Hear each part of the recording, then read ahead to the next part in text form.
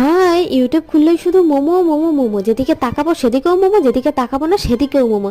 আরে ভাই, এত মোমো দেখলে কি আর থাকা যায়? আমিও তো ভুক্কান নাকি, আমারও তো একটু মোমো খেতে ইচ্ছে করে নাকি। একে ওকে তেলিয়ে কেউই আমাকে মোমো খেতে নিয়ে যায়। তাই বুকে একরাশ সাহস নিয়ে নেমে পড়লাম নিজেই মোমো বানাতে। আমি জানি আমার বিশেষ কোনো গুণ নাই, পুরোটাই আমি নির্গুণা মানুষ। তার জন্য কি আমি মোমো বানাবো? আমি মোমো বানাবো, তোমাদের সাথে সেটা শেয়ার করবো না, সে কি কখনো হয়? চলো দেখে নিই আমার স্পেশাল মোমো।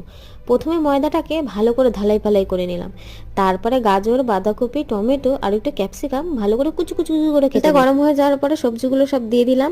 তারপরে দিলাম নুন, চিনি, ভিনিগার, একটু গোলমরিচের গুঁড়ো দিয়ে একটু ভালো করে ঢালাই ফালাই করে নিলে আমার মোমোর পুর কিন্তু রেডি। এই দেখো আমার 5 স্টার হোটেলের মোমো মেকার। ময়দাটাকে লিচির মতো করে কেটে তার মধ্যে পুরটা দিয়ে একটু বুটু বুটু করে বুটিয়ে দিলেই, তারপরে 15 মিনিট স্টিমে দিলেই আমার মোমো কিন্তু রেডি। যেমনই হোক না কেন খেতে কিন্তু দারুণ হয়েছিল। মা ছোটবেলায় বলতো পড়াশোনা না করলে চায়ের দোকানে কাজে দিয়ে দেবো, এখন ভাবছি মোমোর দোকান খুলবো। চলো সাবস্ক্রাইব।